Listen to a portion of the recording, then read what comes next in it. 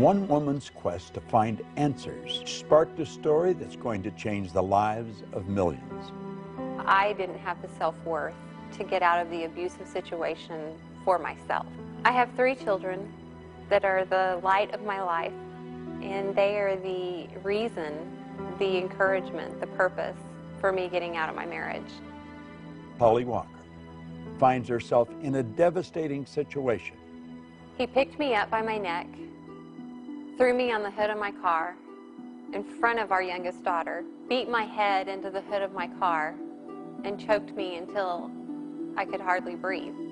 Betrayed by the people who were supposed to love her, struggling just to get back on her feet, having to fight a court battle to get custody of her 3 young children. During this process, there were days that were extremely hard, that I really second-guessed and questioned, what have I done? And I decided that I was going to turn my life around.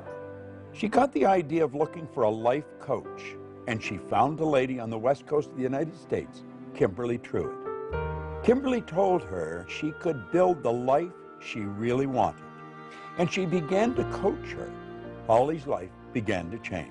I reached a point in time in my life where I decided that I was letting other people determine my happiness.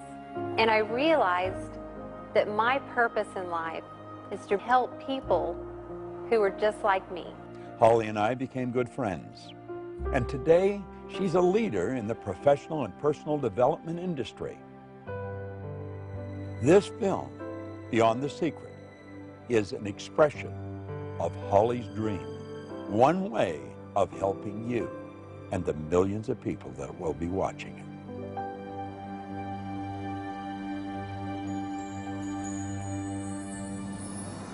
You know, the story that I've just shared with you of Holly Walker is a true story. As a matter of fact, I really played the story down. If you knew the truth about the transformation that took place in this lady, how she went from winning to nowhere and right back up again, you would never wonder whether you could win. And that's the purpose of this film. We want to recommend that you go beyond the surface, really take a look at who you are and what you are. Do you know that there's around 11 million kilowatt hours per pound potential energy locked up in the electrons in the atoms of your body? Phenomenal power. We've got enough potential energy in us to light up a small town for nearly a week. What do you really want? Listen carefully as each person comes on the screen.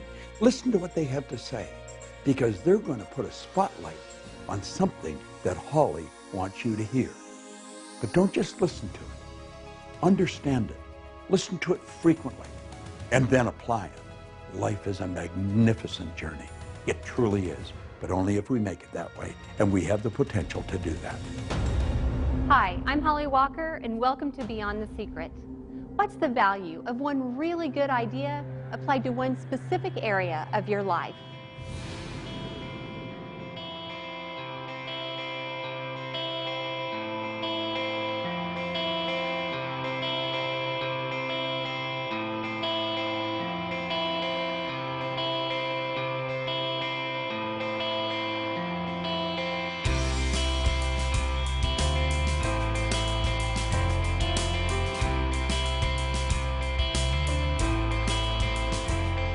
If you consider that every building in every city across our world has its ancestry in human thought, leading scientists and specific principles from the field of quantum mechanics are confirming what spiritual teachers have been telling us for centuries. This isn't just wishful thinking. It is a practical application for success in life. And the key that unlocks it is human intention.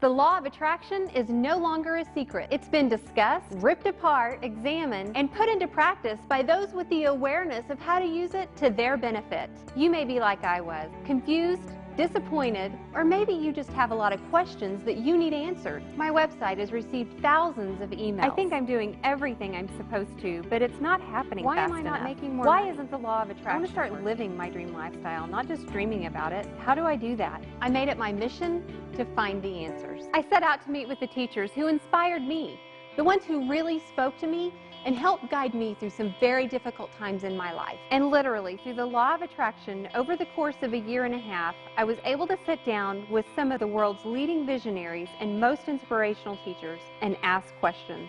The wisdom that they share in this film is invaluable, and you can use it starting today to change your life. I have heard time and time again, and you've probably heard this yourself, that the law of attraction doesn't work. That's like saying the law of gravity doesn't work. The law of attraction is always working, just as the law of gravity is. Gravity keeps you sitting on a chair and you're not bouncing off a ceiling. But if you use it wrong and walk off a building, you're toast. Well, it's the same with the law of attraction. The law of attraction, though, is a secondary law. The law of vibration is the primary law, and the vibration you're in dictates what you're going to attract. When you're in the vibration of having ideas, everything that's in harmony with having that experience will start to be attracted to you. Like energy attracts like energy. If you're not in a good vibration, you're going to attract stuff you don't want. But the law of attraction's always working. It's a matter of understanding it and bringing our mind and body, our whole being, into the right vibration so that we attract what we want. So if you think you're using the law of attraction, but you're not creating the results you want, it's sort of like taking a lamp to an electric plug. So if I'm carrying a lamp and I'm heading over to an electric plug, and I plug that lamp in, and I don't get any light, I don't get down on my knees and beg the law of electricity to please, dear law of electricity. I've thought about the law of electricity, I've done everything I know, how to be in harmony with the law of electricity, but I'm not getting any electricity, so please help me get electricity. We would never do that. We would think something's out of whack here. Either the wiring in the walls is incorrect, the cord is got a short in it, or the light bulb needs to get changed. And we would know that we need to do something to bring ourselves in harmony with the law of electricity. And it's not different with the law of attraction. So what we're thinking about manifests many times in our daily lives, but sometimes people think that a thought is an actual thing, like what I'm thinking about right now, instead of where I'm thinking from. Where I'm thinking from. So thought is more than a thing. A thought is the very essence of our life. Now, just because we don't understand that doesn't mean that you should reject it. You want to go beyond that and start to understand how your mind works, the relationship of the mind to the body, and then you'll start to see why you're getting what you're getting and how to change it if you don't like it. You've probably been taught or learned that thoughts become things. And they do become things. They become our belief system. They become our identity, our self-worth. Thoughts become things when they're aligned with feelings, when they're aligned with action, when they're aligned with strategic relationships, when they're aligned with your gift, with your calling, with whatever it is that you're bringing out in the universe. Thoughts becoming things. Let me turn that around. Everything was at one time a thought. Everything that's not green or water has been shaped by the imagination of the human mind.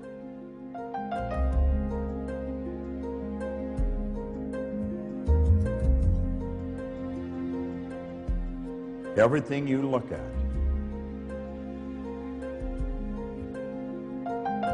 is created twice. Thinking is the highest function that we're capable of. And when we think, we take thoughts and we join those thoughts together and we create ideas. And by holding the idea in our mind and getting emotionally involved, it causes us to move into action. And it also sets up an attraction. And it's the action, the attraction, that alters the conditions, circumstance, and environment in our life. It's not enough to be talking about your dream, thinking about your dream, praying and hoping for your dream. You really do need to take action. It's been my experience that with one single action step, everything changes. You're no longer thinking about it, talking about it, you're doing something about it. People relate to you differently. You relate to you differently. New resources show up as you have a new perspective. Isn't that it drops in, like, you know, the whole picture just drops in, but you'll get threads of it. You'll see little, like a sprout coming up. If you honor the sprout and nurture it, it will grow, it will send down roots, it'll begin to flower and blossom, and ideas come forth this way. And that's how you build a dream.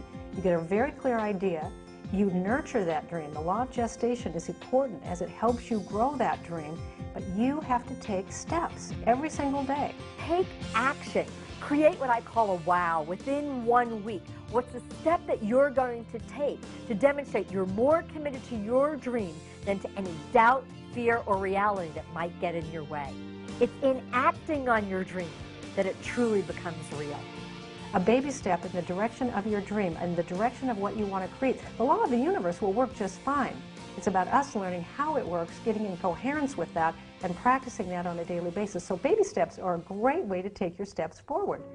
Baby steps will take you all the way up Mount Everest, by the way, if you just keep taking them. And oftentimes, the change takes place first inside before it's expressed outside. If you're taking action and you don't see the result, be aware that it's coming. And in fact, if you do build your awareness around and start looking for little examples, little results that actually are coming your way, I think you'll find that they're already there.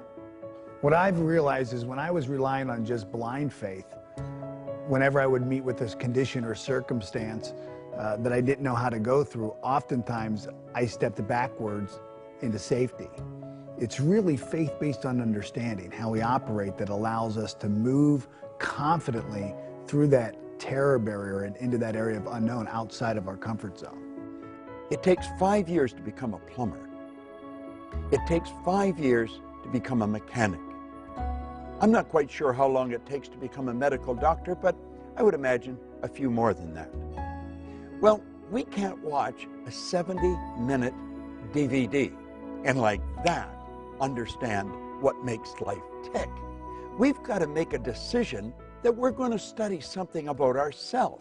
It takes a different kind of process to grow the bamboo tree. You plant the seed and you water and you cultivate the soil for 5 years. And at the end of 5 years, the bamboo tree that does not break through the ground in those 5 years, in 6 weeks it grows over 90 feet tall. Now the question is, did it grow 90 feet tall in 6 weeks or in 5 years? And I say in 5 years, because had at any point in time you stop watering it, at any point in time you stop cultivating the soil, the bamboo tree would die in the ground. A lot of people, because they're impatient and they want things right now, they allow their dreams to die in rejection. They allow their dreams to die in bankruptcy. They allow their dreams to die in negative conversations. They allow their dreams to die in excuses. They allow their dreams to die inside of them because they're not patient. They don't trust. They don't believe. Belief and trust gives you patience. When we're born, we are programmed to move along a certain track. That's called genetic conditioning. It's part of a paradigm, part of a control mechanism in our mind. And then we're programmed environmentally. Thoughts that you hold and the thoughts that you choose start to create your beliefs. They create your paradigms. They create the filters through which you see your world. Those beliefs are really what determine the actions that you're willing or not willing to take. And I don't think it takes any genius to tell you that the actions that you take in life are those things that are most responsible for the results that you're getting. I think the first thing you have to do is you've got to decide exactly what you want and then write it out in a vision form. We can take a pen and a piece of paper and decree our own destiny. Like a story, like it's already happened, like it's present tense. Now, if we don't do that, and unfortunately not that many people do, then it's predetermined. It's predestined by the paradigm that's built into us at birth. But you have the ability to change it. You build the image, you get emotionally involved with that image, you hold that image in your mind of that life that you want to live and you in it. And you will begin to see those results manifest themselves. That is the way to create the life that you want. Our gifts come to serve the world, not to make us rich first, you know. And so, but I was trying to get rich off my gifts. And I was so sad. I worked the principles too. I wrote it down. I did all the things that I learned to do early in the game. And I was very depressed a lot of the times because what I wanted to see happen was not manifesting. You know, we live in this GPS society where we think we have to know every single step we've got to make, and it's really not that way. It didn't dawn on me that maybe I was on the wrong track, that maybe there was something better for me. As long as we know what the very first step is for us to take, and we may not even have a clear idea of that. Thoreau said if we'll just advance confidently just in the direction of our dream, we can live the life we've imagined. But one thing that I didn't stop doing was that I didn't stop singing, and I didn't stop writing songs, and I didn't stop with my interest in music. I loved it. What we need to know is why, what our purpose is. Knowing how to do something really is at best guessing. That's something that's left to our Creator, to our relationship and understanding of how God operates with and through us. I got to a spiritual community that really inspired me, and I heard the message. I heard this message that said I was more than my idea of what I thought life was. There was something greater happening than what my disappointment had said the world was. I was disappointed with the world. I was disappointed with everything. I was pissed off. I was mad. I was cynical, you know, because I had worked the principles, I thought. And I was like, once I really understood what that meant, I became alive again. That numbness inside of me began to thaw. You know, that numbness from disappointment began to really thaw. God never meant for me to be Lionel Richie. Lionel Richie, like Oprah said, Lionel Richie was taken. You know, I was here to be Ricky. Well, what did that mean? You know, what? And then I started writing these songs of inspiration, writing songs about, you know, about love, about God. That's what I came to do. That's what I came to do. I received an email from a woman who got married at an early age, had children, and she's now divorced. She works at a job that she doesn't like to support her family.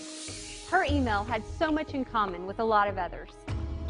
You feel overwhelmed by responsibility, and it may be true that you do feel stuck. That thinking is the problem. The other stuff isn't really the problem. The thinking that you're stuck is the problem. So I know it's hard to think differently when you really think you're stuck. That's why you want to study this, and that's why you want to get some help thinking differently. Okay, if I didn't believe I was stuck, what options do I have? If I didn't believe that I was going to be stuck for the rest of my life with this, what could I do? The mistakes you've made in the past, you've already paid for. You don't have to pay twice. Start right now. Redefine what it is that you want. Begin to take the steps to the dream job that you do want. And you think into the solution. You begin to think from a believing that maybe there's an opportunity. I don't know the opportunity yet, but just maybe. And onto that parched field of believing, let one little drop of water land and say, if I didn't believe it was totally impossible for me to have a life that was really fulfilling, what could I do? There are people who could say, you know, Les, I made a lot of early mistakes. And because of the mistakes I made, because of those decisions that I made some short-term decisions that had some long-term consequences. And as a result of that, I can't live my dream now. Well, that's all in the past. That's all gone. You've paid for that. Don't allow what's going on right now to define you. Be open to the possibilities. One, of getting some help. Also understand and know and expect things to get better for you. And ask yourself, what is it that you need to do differently? But it takes a mind who's willing to explore, expand, extend, and you can choose to do that. You've overcome significant challenges to be where you are today. Don't give power to the mistakes of the past. That's behind you now. Look at yourself right now. Build on that. Build on what you've brought into the world and what you've overcome. And understand that you can achieve so much more if you just apply what's inside of you. Because it's your life, and you're a co-creator, and you get to choose any life you want to have. But the problem really isn't the problem. The problem is always my thinking about the problem. It's never too late to change your life. It's never too late to make a dream come true. And it's never too late to create a new dream for your life. Ask yourself, where do I want to go from here? Begin to focus on the possibilities. See, whatever you focus on the longest will become the strongest. If you talk about, and I know this from my own situation, I talked about, well, I don't have a college education. Well, I was labeled educable mental retarded. Well, I'm adopted. Well, I never worked for a major corporation. All of the things that I focused on, that became the dominant story in my mind. When I began to flip that script and I became convinced in my spirit that what I had is enough. What you have is enough. Where you are right now, that's enough. That's all you need. If you have the faith of a mustard seed, if you hold a mustard seed in your hand, you can't see it. You don't have to have a whole lot. It is absolutely pertinent that you have a dream.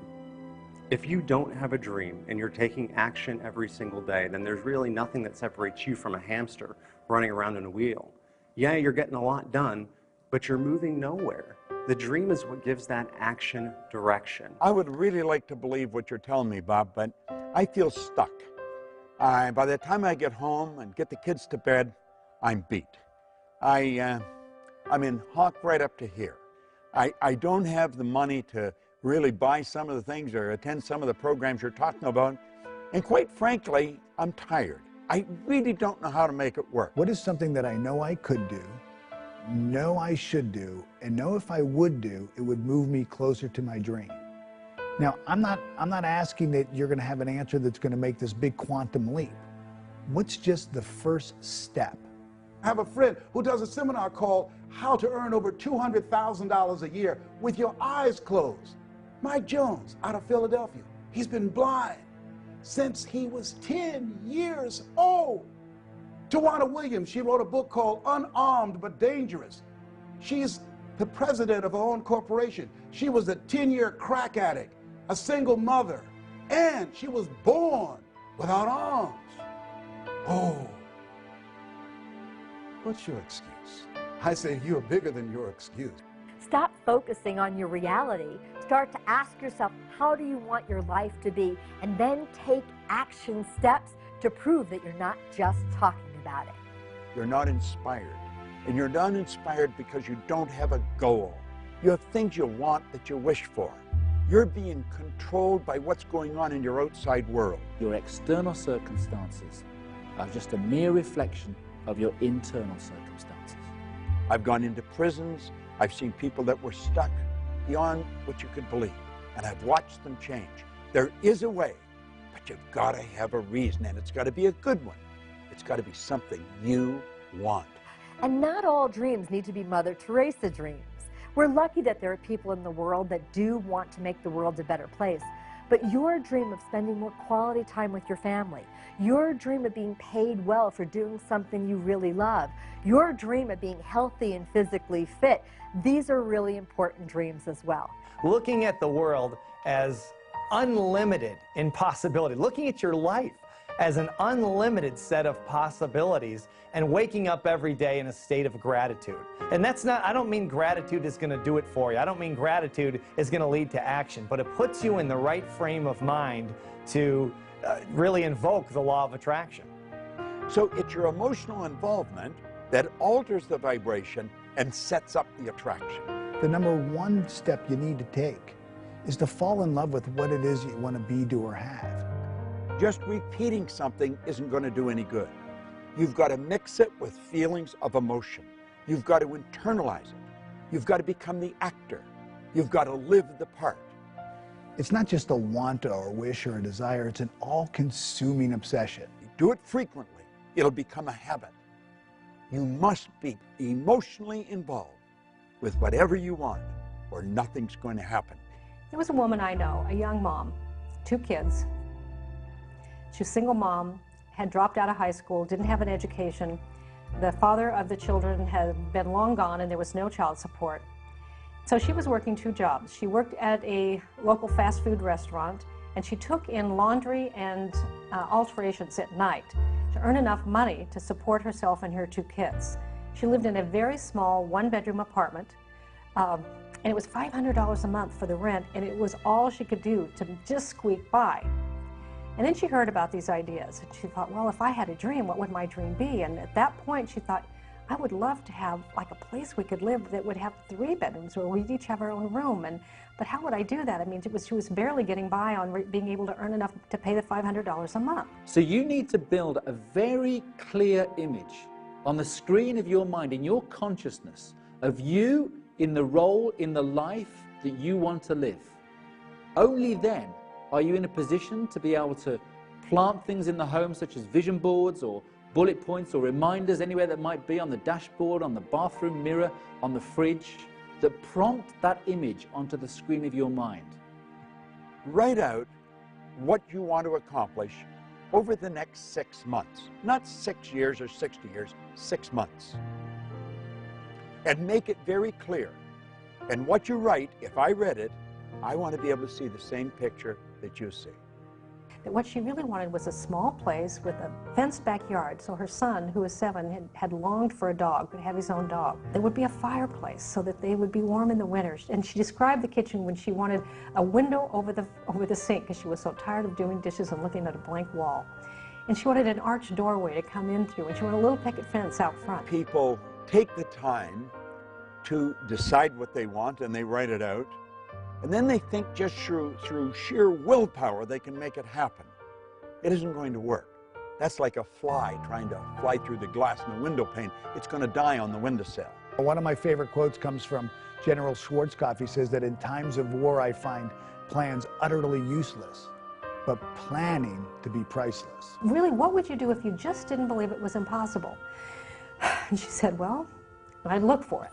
If that's exactly what you do if you didn't believe it was impossible. Go look for it. And she said, well, I found exactly what I'm looking for, but I don't feel any better. I actually feel worse. I found this little house. It needs a lot of work. It's got hardwood floors need to be refinished, and the cupboards need to be redone. But there's a window over the sink. There's a little fireplace. There's no grass in the backyard, but there are 3 little bedrooms, and the picket fence needs. And she said, but now I just feel worse. And I said, but if you didn't believe it was impossible. And she said, I don't know how this works. This can't be work. You know, I just feel worse. And they said, do this. If you didn't believe it was impossible, what idea could you get? What if time and money were not issues? What if you had the support of the people around you? She says, well, you know, they want $900 for this. That's like twice almost of what I've been paying. I can't do this. They said, but if you didn't believe it was impossible. And they said, just stay in the question. If I didn't believe it was impossible, what would I do? And here's the action part of applying the law of attraction, is that you take a step anyway. In the absence of knowing everything, you take a step anyway. It's a baby step. And you have to stay in the inquiring mind. If I didn't believe it was impossible, what could I do? What could I do? The imagination is going to cause the universal mind to start bringing you what you need and when you need it. And she got an idea. And the idea was to write the landlord a letter and tell the landlord about herself, about her children, and what she would do for that house if he would rent it to her for a year for $500 a month. How she would refinish the hardwood floors, how she would redo the cabinets in the kitchen, how she would plant the grass, how she would put in some flowers, how she would paint the picket fence. And if he would supply the materials, she would provide the sweat. She wrote a beautiful letter, and then she signed the letter and she put it in the mailbox. When we're really expecting the good to come into our life that we're hoping for, we don't ask, where is it? And you must expect it. Desire without expectation is flawed. You have got to expect the good that is coming into your life. Expectation is born of belief. You have got to believe it, because if you don't believe it, then you're wishing a fantasy. Finally, 2 weeks later, she got a phone call. It was the landlord, and he says, I don't know why I'm doing this. I've had your letter on my desk for 2 weeks. I've got 2 full-price offers. But something in your letter just won't leave me alone. So I want you to sign a contract, what you'll do each quarter of the year. And if you really will do what you say you'll do, I'll let you have the house for $500 a month. Now here she had manifested what she had really hoped for, and there was no material way from her current status that she could create it. But the interesting part is not that she got the house, which she did, and not that she fixed up the house, which she did, but who she became in the process. Because she began to discover herself as someone who could create, as someone who could have a picture and not know exactly how to do it, but apply the laws of the universe and stay in the mind that says, if I didn't believe it was impossible, what would I do? And an idea would come, and if you take that step, things unfold. I really related to this next video email because I've experienced a lot of the same things. My husband thinks this stuff is all a bunch of fairy dust. It's hard to try when he constantly puts down everything I do. Does this stuff really work? See, everybody does not want to see you make it. There's some people that are jealous. There's some people that are envious. Why? I don't know. Some people, because if you are driven and you're working on your goals and dreams, they feel that will make them look bad. As you start to study this information, your life is going to change. You know, along the way of trying to apply these principles, you'll hit the top edge of your paradigm. You'll hit other people telling you all the reasons it can't happen, what can't be done. MIT did a study. If I tell you, you can't do that, someone has to come along and say, you can do it, you can do it 17 times to neutralize that one time. And it's very important to be absolutely fueled by your vision. For some people, the word dream is even just too out there. Let him know a dream is simply something that you want, or better yet, learn to speak the language that he understands. When a plane's taking off, it's got to go against the wind, it doesn't go with it. And you're going to run into a lot of resistance. If you're not getting a lot of resistance, you're probably not going anywhere. You're going in the wrong direction. Don't resist the resistance, though. There's a law of non-resistance. Just let it go, because whatever you resist persists. When someone is not latching on to another person's dream, I really believe it comes from fear. In other words, their consciousness is rooted in fear, and this is basically, in a nutshell, a frightened person. And they get uncomfortable with it. Now, I'm not just talking about maybe your boss or your colleagues at work that are telling you not to go and do this thing that you desire doing. I'm also talking about those that you love dearly. I'm also talking about your partner, your spouse, your husband, your wife, your mother, your father. And you know, the people that are closest to you are going to put up the most resistance. They don't really want you to get ahead, because if you do, then you become a mirror to them. All of a sudden, they've got to look at you. They know they're as smart as you. They're as educated as you. They've known you your whole life, maybe. And all of a sudden, you become a mirror. And when they look in that mirror, they see themselves, except they're not where you are. And sometimes they can resent you because of that. And it causes problems in friendships. It causes problems in families. And it's just part of moving ahead. It's part of going to the top. They don't understand what you're doing. They don't understand where you're going. And you're going to find as you study, you keep raising your level of awareness. The people you're hanging around with may not. You know, often people ask the question, will you lose people along the way? Is this a lonely journey? And think about your life. You've grown, you've progressed, and probably your first grade friend is not your best friend now. And as you move through life, certain things happen and certain friendships change. You'll just keep growing, and they're not growing. And you're going to have new friends, and you're going to be in a new area, and you're going to be with more exciting people. Don't sell your dream out to somebody else's opinion. Look at your relationships and ask the question, what is this relationship doing to me? It's a new term in psychiatry called relational illness. There's some people that can make you sick. I have a friend, I'm serious. I have a friend who, when she was married for 9 years, every year she had to have some kind of surgery. And once, and now it's been over 8 years, she got a divorce. She never had to have another surgery. If your why is big enough, the how will show up. So you want to stay very much in touch with why you want this dream, why it's good for you, why it's good for others, why you want to be doing this thing. If you're not yourself, then you're not free. You shouldn't be the person that your wife wants you to be, your husband wants you to be. You've got to be you. And by being you, you will be the wife that you want to be, the husband that you want to be, the employee that you want to be, or the boss that you want to be. Because if someone else raises their eyebrow and says, really, you think you're going to do that in this economy? You think you're going to do that with your education? You think you're going to do that? It can be difficult to stay fueled up in your passion. They don't understand what you're doing. They are in the comfort zone. And they think you're crazy stepping out and betting on yourself, giving up that good job, moving to that other city. Give it time. Let him see you taking action. Let him see your success. By changing ourselves, showing up more fully, living with integrity, people start to take us more seriously. Well, Les, can I change him? No. It's a full-time job changing yourself. I wouldn't try to change your husband. What I would do is I would do what you can totally 100% control, and that's your actions. 9 out of 10 people will die rather than change. That's how difficult change is. So you can't change people. Change yourself. You know, often it's the people that are the closest to us that might have the hardest time believing for us. He doesn't think you can do it, not because you don't have the talent, but just because it's not within the parameters of his belief system. So some of the closest people to you will not be able to see your potential. They will not be able to see your spirit. They will not be able to see what you're really made of. They see their snapshot picture of you and actually have an investment in you staying as you are because they're used to you this way. There are two types of relationships. There are nourishing relationships. Those are relationships that hold you accountable. These are relationships that challenge you. These are relationships that you can grow from mentally, emotionally, and spiritually. They stretch you. And there are toxic relationships. These are relationships that drain you.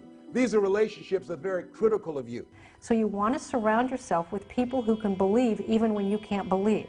We can't always find one person who's our dream person, meaning they can deliver everything we need all the time.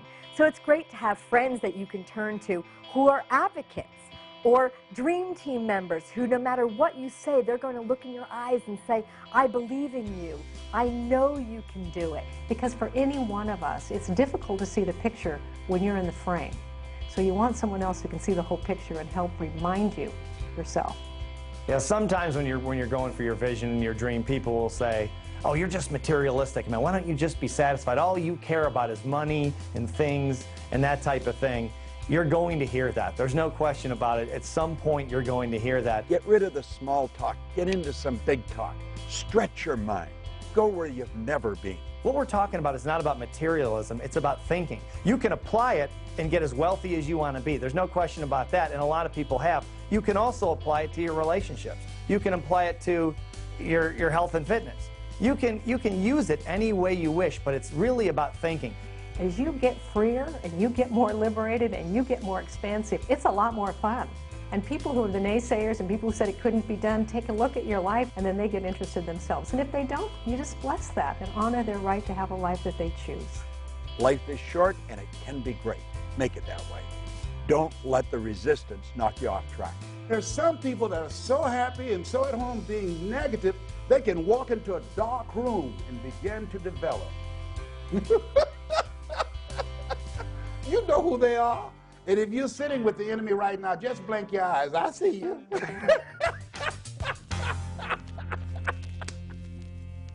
This video email is from Laura, and she is like so many of us.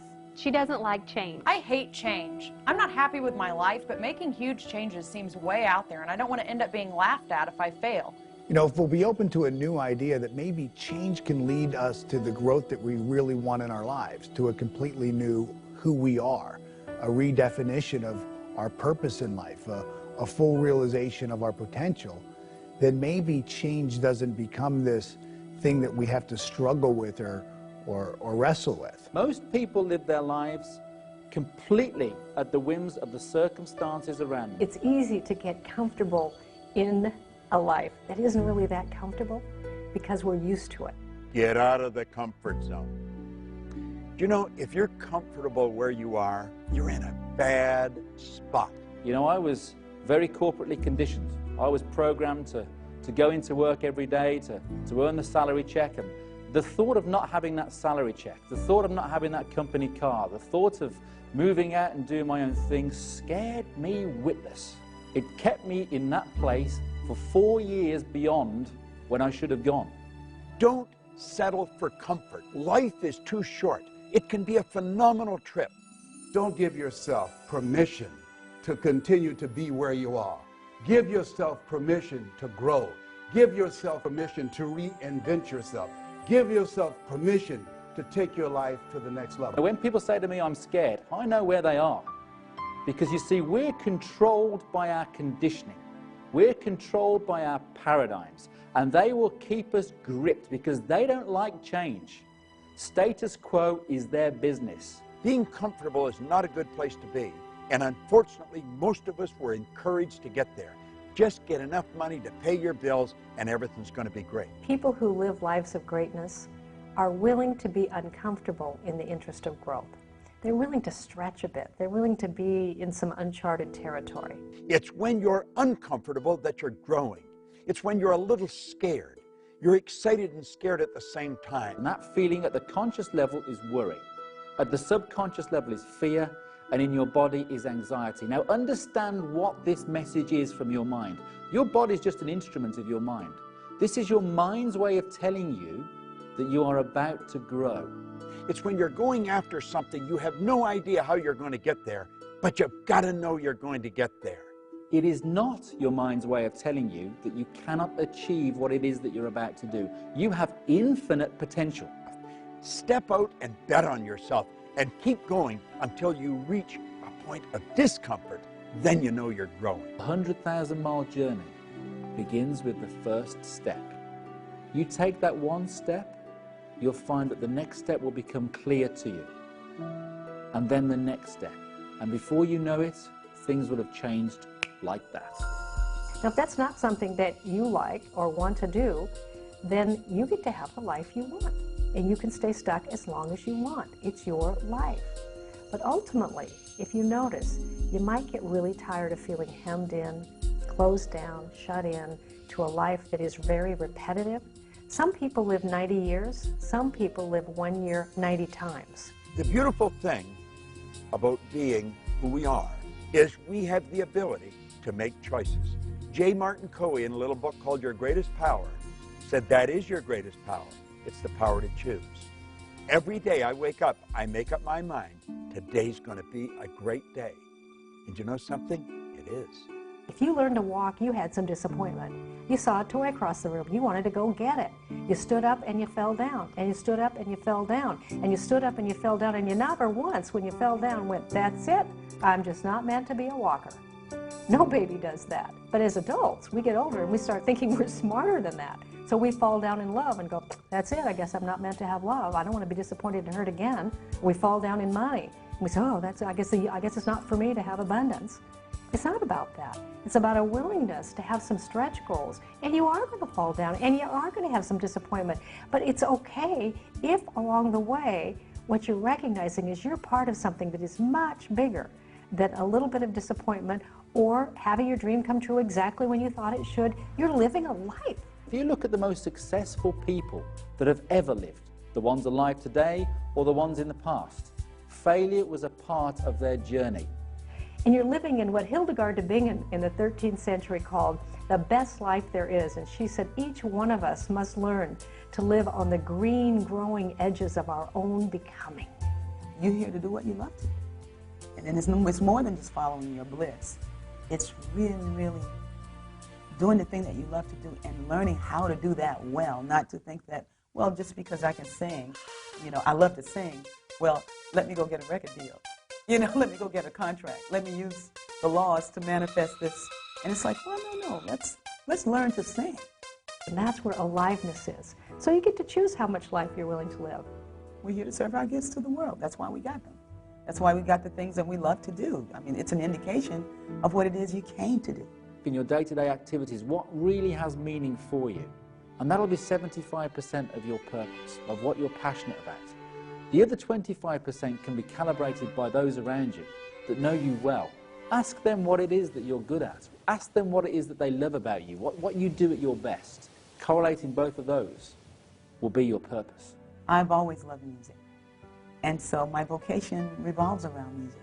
It always has. I mean, I've always loved doing that. And I've met so many people who just really didn't know. They don't know what they came to do. I'm thinking like, well, you just came to express your creativity. Now, what is it that you feel good about being creative? I mean, how do you like to express yourself? What is the way you like to do that? And somewhere along your line of interest lies the thing that you came to do. And then the people who would be served by what it is that you love to do. You watch most people, it looks like life was a practice run.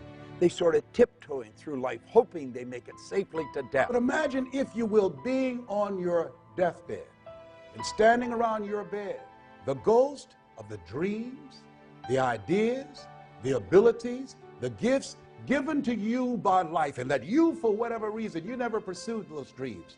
You never used those gifts. You never acted on those ideas. You never used those abilities. And there they are standing around your bed looking at you with large angry eyes saying, we came to you. And only you could have given us life. And now we must die with you forever. When a person is numb, they're so cut off from their own happiness, from their interior happiness.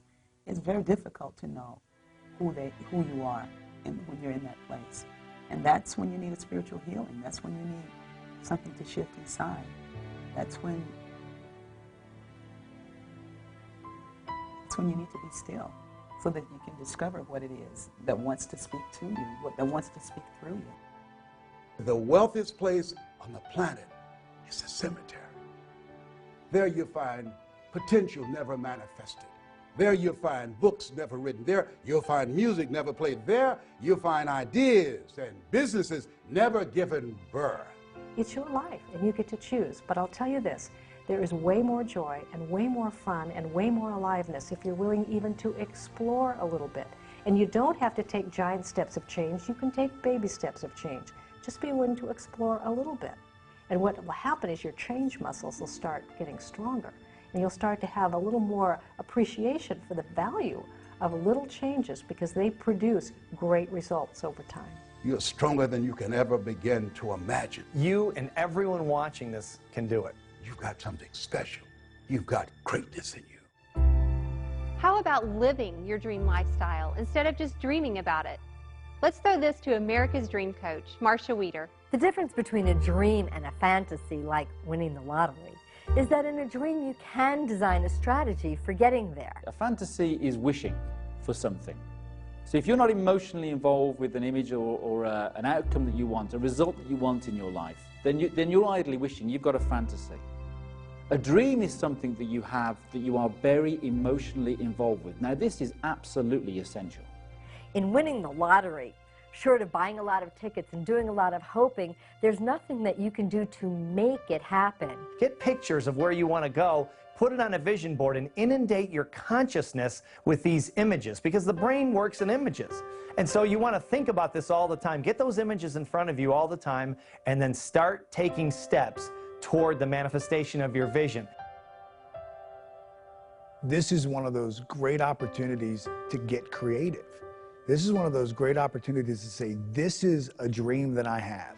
I have absolutely no idea how I'm going to do it. All the conditions and circumstances around me right now stink. I don't know how to do it. In my experience interviewing world-class performers in all kinds of different fields, what I've found is they decide exactly what they want.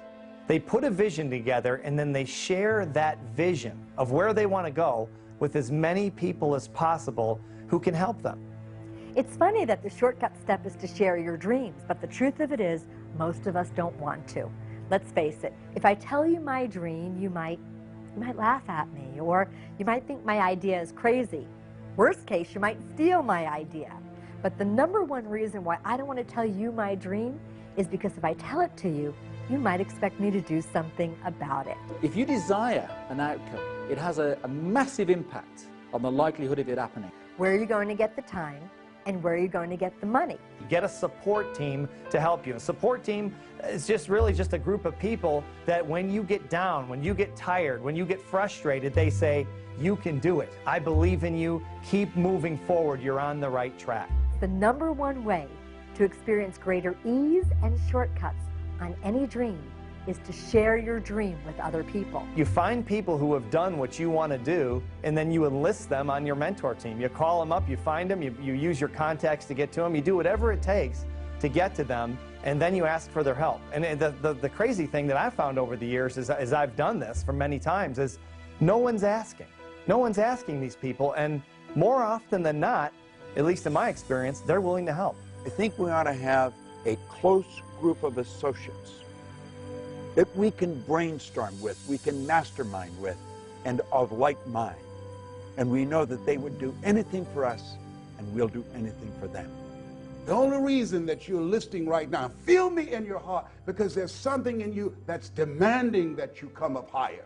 And you've got to answer the call. But what if I fail? But what if everyone's right? But what if it really is a bad idea? But what if I don't have what it takes?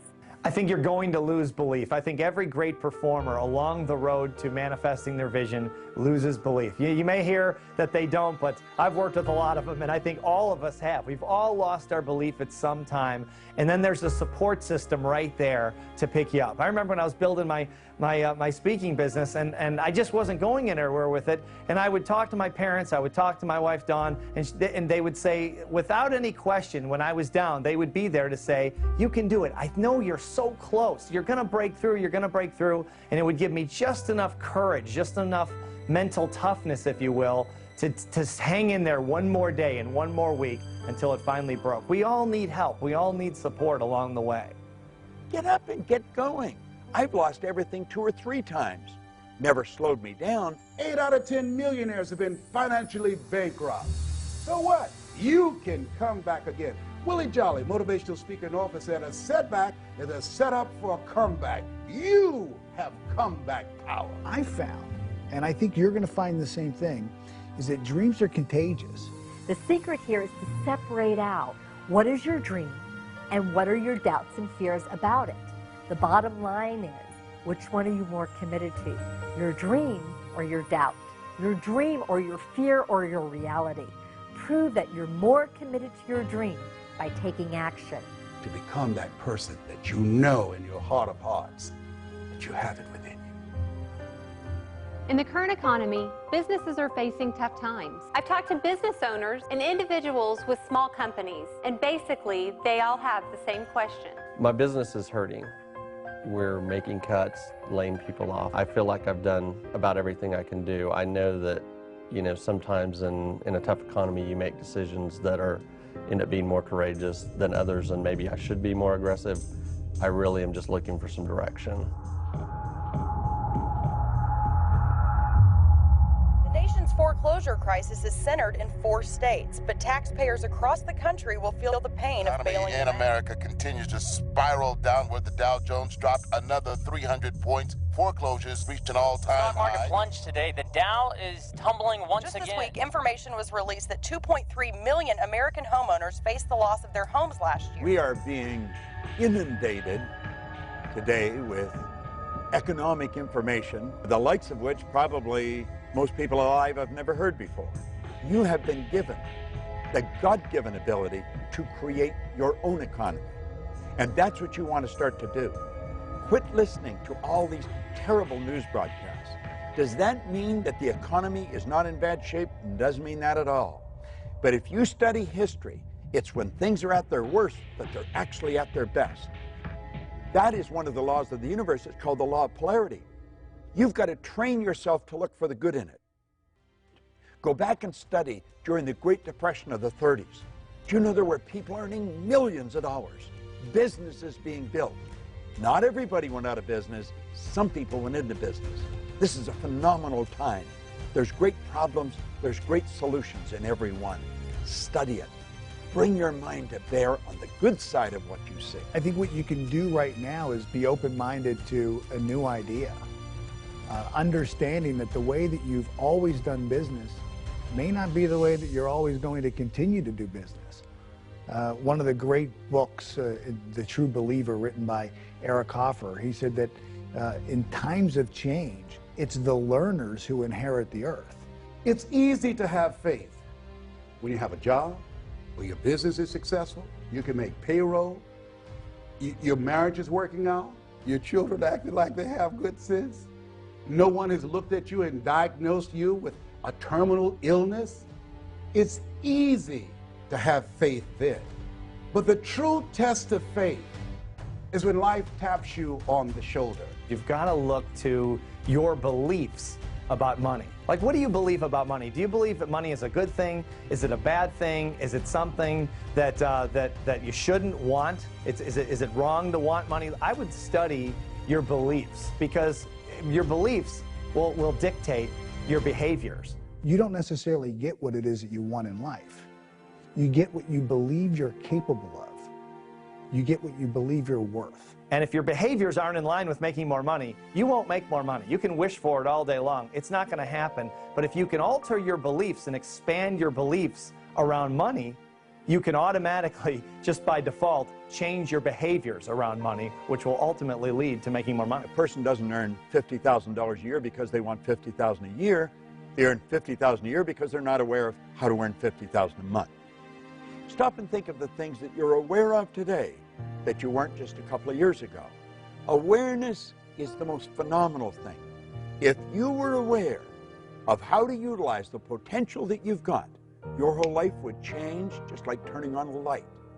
Awareness, you develop it through reading, you develop it through listening, you develop it through studying people who have done what you want to do. Study people that have developed wealth and watch the way they live. I don't mean the cars they drive or the houses they own. That's all fine, but that's all icing on the cake. Everything you own at the time of your death is going to belong to somebody else. But what you are is yours forever. No one is any better than you, and no one's any worse. We are truly equal. And what we want to do is really understand that. Do you know that everything, ourself and everything that we see, is energy? And it's in a source of vibration, pure unadulterated spirit. There's an infinite amount of money. I don't mean there's an infinite amount of paper and gold. I don't mean that. I mean, making money is really unlimited because money really flows directly from ideas. When you begin to start thinking, get grounded within yourself and be still and start thinking and not allow yourself to make decisions from your fears. Zig Ziglar calls fear false evidence appearing real. You want to be thoughtful and start thinking and strategizing and developing a plan of action of where you're going to go now, where you're going to move your life, what's next for you. Because there is something available for you. It's now time for you to start a new chapter in your life. There's total abundance out there. Most people don't know that, but that doesn't mean you can't believe it. That's what wealthy people believe. They believe there's no end. There's no limit to the wealth they can build. I remember a point in my life, things were working out real good, and I said, this is too good to be true. I had a talk show. They paid me millions of dollars to do the show.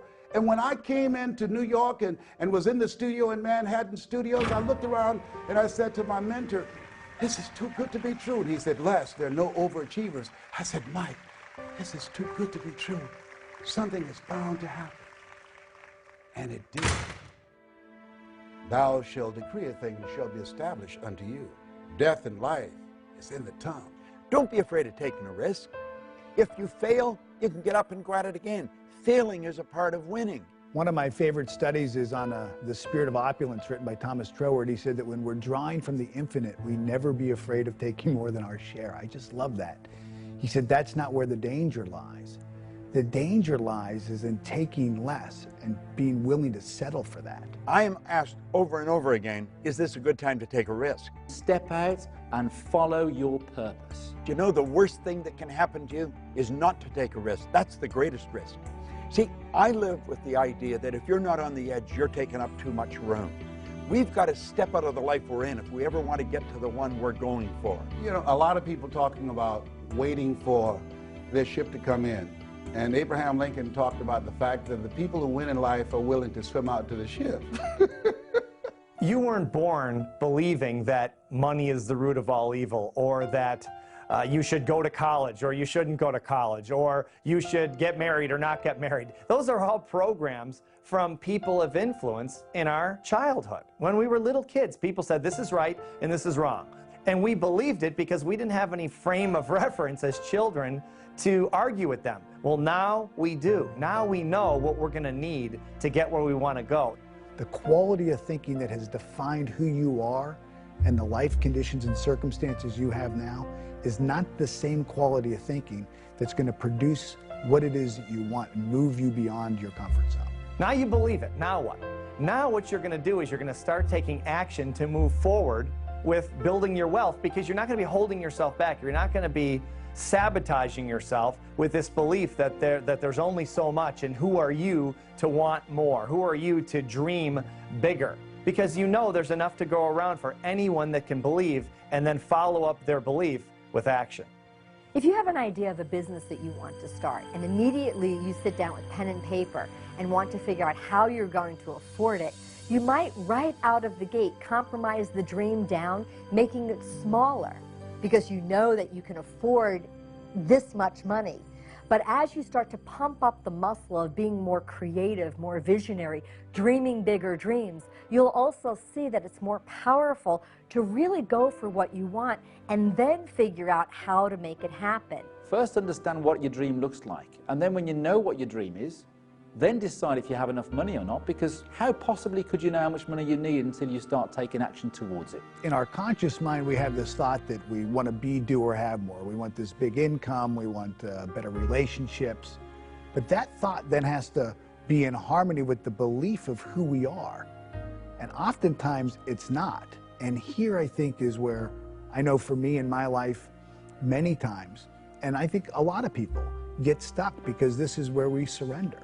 I think there's two major kind of beliefs. There's true belief, where you've actually experienced something and you know it's true. You believe it because you actually lived it. That's true belief, 100% belief. And then there's the belief of a lot of superachievers, which is what we call manufactured belief. In other words, as emotional creatures, they've literally talked themselves into believing something they've never done before, that they don't even know is possible, but they talk themselves into it. We call that manufactured beliefs. And a lot of people, before they ever accomplish their visions, have 100% belief in their ability to do so because they've talked themselves into it. What else in you that you haven't used that now the universe is demanding that you bring it out here? Really get very clear on the vision of what it is that you want to do. Internalize that vision, become emotionally involved with it, and then when you become intuitively aware of an action step, an idea, one of those out-of-the-blue moments that you can do that would move you closer, that's when you act, regardless of the condition or circumstance. Those are the 3 steps. Build the image, internalize the image, and then take action. When you are actively engaged in making things happen, you don't have to be depressed. I don't think most people will do what we're talking about. That doesn't mean you shouldn't do it. You should do it. And that's one of the reasons to do it, is because most people won't. It gives you an unbelievable opportunity to move ahead. A negative person can look at opportunities and all they will see will be the obstacles.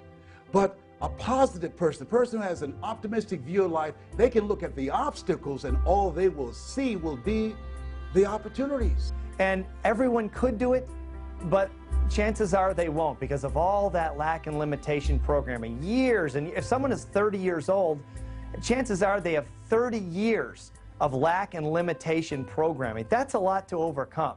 So most people probably won't do it, but you can do it. All you have to do is take the steps now. Take the steps starting today. Forget the past. It's over. Most people don't realize the 40-40 plan is gone. This is the era of the 3 C's: accelerated change, overwhelming complexity, and tremendous competition.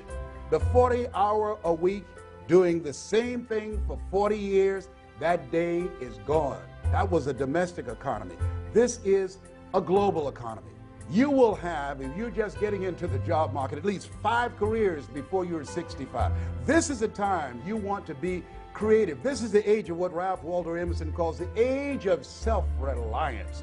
You want to be creative. What are the various things that you can do that you're not doing right now? Today, as Robert Schuller would say, you either expand or you are expendable. Be creative. Start thinking, what is it I can use my talents and abilities for? I think if you'll start to focus on how you can rather than why you can't, you're going to find that not only is your business going to grow, but the people in your business are going to grow. Your success or failure in life is directly related to the quality and the quantity of the service that you provide. And as you're looking at yourself, whatever area you decide to get into, just make up your mind. You're going to be creative and relentless and disciplined and innovative, and that you're going to provide more service than you get paid for. You and hundreds of thousands of other people find themselves in a very similar position. One thing we do know is that change is inevitable. The way that we've always done things isn't always going to work in the future. But what are your assets? What are your gifts? What are your talents? What are the things that you can do right now where you are with what you have? Chances are the conditions and circumstances for you right now are not conducive to you making this big change in your life. You have to find the yes people in your life. You have to find the yes conditions. You have to find the yes circumstances. You want to be connected with like-minded and like-hearted people, people who you trust and believe in, people who are moving in the direction of their dreams, people that can inspire you and that you can inspire them, people who can help you to open some doors that you don't see right now, people that can help you go to the next level. You want to be connected with people that are on the way rather than in the way. When you've got enough money, you can do what you want, when you want, with whom you want, for as long as you want, and you don't really ever have to be responsible to anyone else. You're never beholden to anyone else unless you want to be, unless you choose to be. It gives you the ultimate freedom, which is the freedom of choice. If you're going through hell, don't stop. Keep moving. In Napoleon Hill's book, Think and Grow Rich, he brought out a very, very important point. He said that an educated person is not necessarily a person with an abundance of general or specialized knowledge. He said an educated person is a person who has so developed the faculties of their mind that they can acquire anything they want or its equivalent without violating the rights of others. Our education system is nothing more than a system that memorizes data. I don't know many people in the world that find Pythagoras particularly useful in their day-to-day activities. So we come out of an education system without ever asking ourselves quality questions, the kind of questions that people need to live a fulfilled life. You have a conscious mind and you have a subconscious mind. Your conscious mind can originate ideas, it can accept ideas, and it can reject ideas.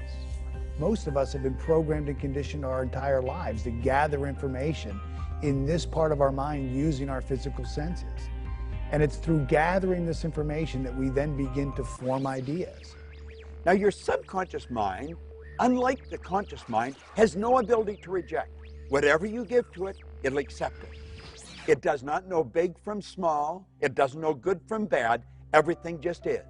It accepts whatever you give to it as real. This vibration begins to move our bodies into a certain form of action. We begin to produce actions. We begin to feel a certain way, act a certain way, behave a certain way. We have intuition. We have perception, the will, imagination, reason, and memory. And these are all perfect. They have to be exercised like the body. You exercise the mind, it too will become strong. Intuition gives you the ability to pick up vibration. Unfortunately, most people will use it wrongly. In their conscious mind, they will choose what it is that they want. They will become emotionally involved. They'll impress this idea upon their subconscious mind. And while they're just driving down the road, an idea just pops right into their mind, out of the blue. And this idea will be in harmony with what it is that they've asked for. It'll be in harmony with the goal that they've set. And the first thing they do is they say, "Are you sure? You know, is this the right idea or is this the wrong idea? Should I do this or should I do that? Is this good or bad?" What you don't like, reject it. And what you do like, accept it. You've been given the ability to think. It's the highest function that you're capable of. When we get this intuitive idea, when this sixth sense, when this hunch comes in, you don't want to ask, is this right or wrong, or good or bad, should I or shouldn't I? Because that's a limiting question, and the answer is yes to both of those. There's reasons probably why you should, and there's reasons why you probably shouldn't. The better question to ask is this: if I acted on this idea, would it then move me in the direction of the model of perfection that I'm claiming I want in my life? And if it will, you've got to move. So stop giving yourself those excuses that say, well, you know, I'm not good enough for this, I'm not good enough for that, because that, again, is your conditioning. That's rubbish. You can achieve whatever it is that you want to achieve in the same way that Bill Gates has done it, in the same way that Richard Branson has done it, or in the same way that anybody that you get inspired by has done it. Understand that you have exactly the same faculties, the ability to choose and shape your environment accordingly. Tune into that power, and you will create an extraordinary life. Well, I believe that we're all radiant lights of God. You are a radiant light of God. I'm a radiant light of God. And if you don't want to use the word God, we're radiant lights. We're energy. We're pure energy. So we're always radiating something. We're radiating something, and I would choose to be one who radiated love. And I feel like when I'm radiating that, the universe corresponds to its own nature. So I'm radiating this beautiful essence that is love, and I find love. You define your purpose by first taking a look at your life, the things that you're doing for work and the things that you're doing for fun, and say, what do I really get excited about? What really gives me that psychic income, that feeling that I'm doing better? That kind of feeling is telling you, it's feedback from the spiritual core of you, who you are inside. That's telling you your purpose. And you will find that there is magic in this. As the image and the feeling tone get in coherence, it's like laser, and things really begin to shift fast. I know today's going to be a great day. There are no problems, there's only lessons. Everything that happens is to teach us something, to move us ahead to the next phase of our eternal journey. This isn't a fantasy world we're talking about. This is the real world. This is something you can do. People with less talent, less intelligence, less education have done this. Find out what you love and then dedicate your life to it.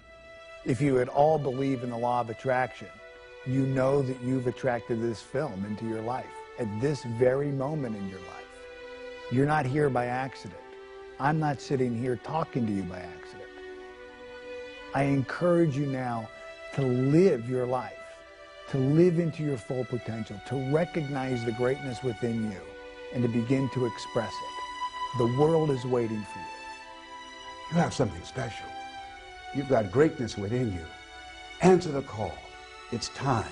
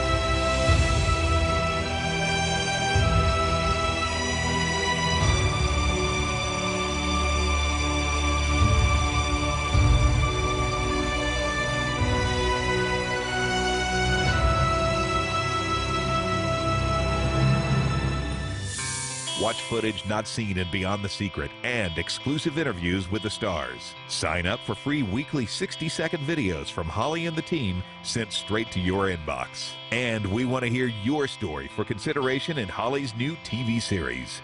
Click it on LifeSuccessTV.com.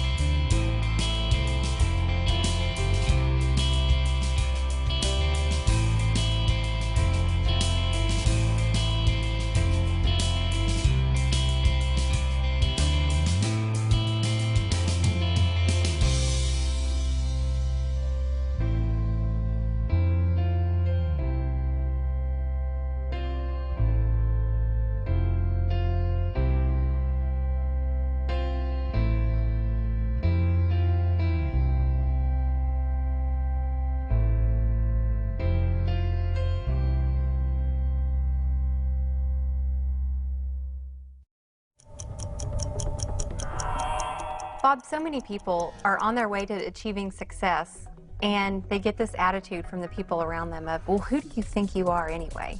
Can you expand on that a little bit? I think that comes from two sides. First of all, the person that's studying is starting to change. And sometimes, though, they get so enthusiastic about it, they want to cram it down everybody else's throat at the same time. And that moves them further away. But it's a natural thing that they're going to get resistance because the other people don't understand where they're coming from. And let's face it, I mean, you're right out of the box when you start to study this. It isn't the mainstream. You're doing things that's totally different. It's not taught in school. A very small percentage really understand and live with this. So they're going to get a lot of flack. They have to understand that and understand that people don't know what they're saying and just let it go. If something's going wrong, it has a tendency to hold your conscious attention. Emerson said the only thing that can grow is the thing you give energy to. What we've got to do is stop ourselves just flat and say, wait a minute, I don't like that. What would be the opposite to that? And then write out what would be the opposite and then keep repeating it like a mantra if you have to. But we have a tendency to focus on what's wrong. And we've got to get away from that. And get away from any people. Don't let people talk to you about it. One of the things that you taught me, Bob, that has been huge in my life is that force negates. Can you talk a little bit about that? It's a beautiful thing to learn because we have a tendency to want to do that. If something won't work, we're going to jam it. It won't. Force negates. Let is the key word. We let things happen. Now, that doesn't mean we don't give it lots of energy. But force is not a good thing. There's no power in force. I think they get into abusive relationships because they attract them. And it's low self-esteem on their part. And when they understand that, they probably stop it. I think most abuse, it's a man's problem. It's not a woman's problem, more often than not. And I think if a man sees another man being abusive verbally or otherwise, he should let him know that that just isn't going to fly. You know, you're not going to put up with it and put a stop to it. But the person stays in. People do the thing they fear the least. They're probably more afraid of being alone than they are of being in the bad relationship. But if a person starts to develop their own self-confidence, the abusive relationships will go their way.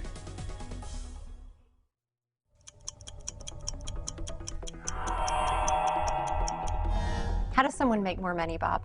If people want to earn a lot of money, they've got to understand they have to have multiple sources of income. You cannot have one source of income and become extremely wealthy. Or if you do, I don't know what it is. But with multiple sources of income, anyone can become wealthy. So it's worth studying, and it's something we should understand. Now, when we talk about multiple sources of income, we're not talking about multiple jobs. That's what I thought it meant first, and I had 5 jobs passed out in the street. No. A source of income is where you provide service and you receive a reward. Working happens to be the worst way to earn money. We shouldn't work for money. We should be working for satisfaction, something that's meaningful. You provide service to earn money. And of course, if you want to really learn how to do it, study it and it'll happen. Find somebody that's doing it. I'm doing it. I help people study it. You can do what the most successful people do in terms of financial success, and they look at the profit centers. They look at what makes the most money in the shortest amount of time. I mean, I'll give you an example. One of the best pieces of advice I ever got was from a gentleman that owns a $300 million real estate empire, and he said to me, I said, how do you run such a big company? Because I've just never had that many employees, but I've never had that kind of success either. How do you do that? And he said, it's real simple, Steve. I come into the office every day, and I ask myself one question. What makes me money the fastest? And then I do that. And then the second question is, what makes me money the second fastest? And then I do that thing. And then third and fourth and fifth and so on.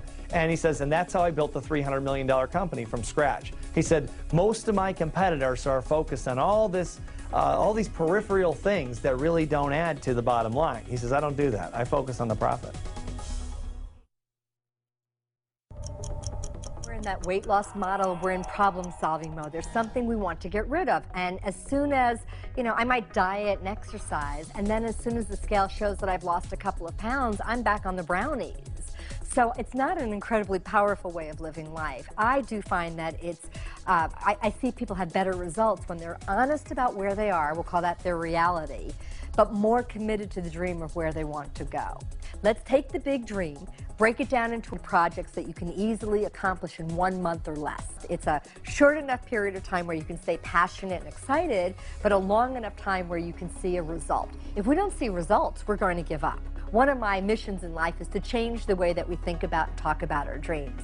So instead of it being, gee, maybe someday, it's like, this is what I want and this is what I'm going to do to prove to myself and the world around me that I'm serious about it. I almost don't care what it is that you're doing, as long as you're doing something every day to make the dream happen.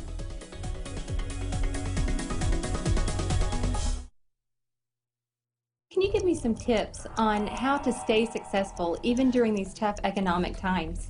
Especially in tough times, one of the keys to staying mentally tough is staying around people. Getting around people and maintaining friendships and business contacts of people who are more mentally tough than you are.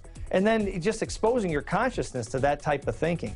Most people aren't that mentally tough, so if you've got contacts, if you have associates, if you have friends, business partners who are mentally tough, and you get around that on a day-to-day basis, you'll see that there's very little attention paid to details that don't add to the bottom line. And so you try not to get distracted with things on the outside. A lot of people are distracted by things that people say, the economy, the stock market, all the different things going on around them. But the mentally tough stay focused. They keep their concentration right on exactly what it's going to take to get to the next level. And they don't let outside circumstances really impact their thinking.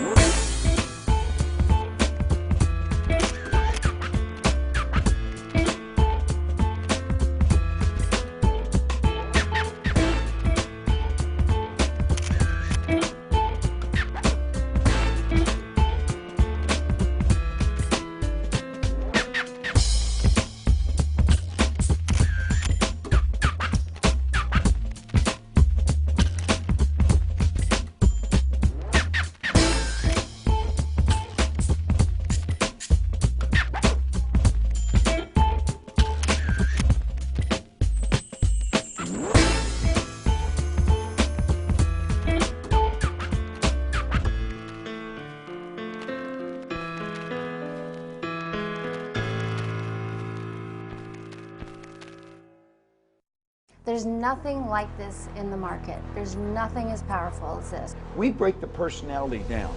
We show them how the mind functions. We show them the relationship of the mind to the results.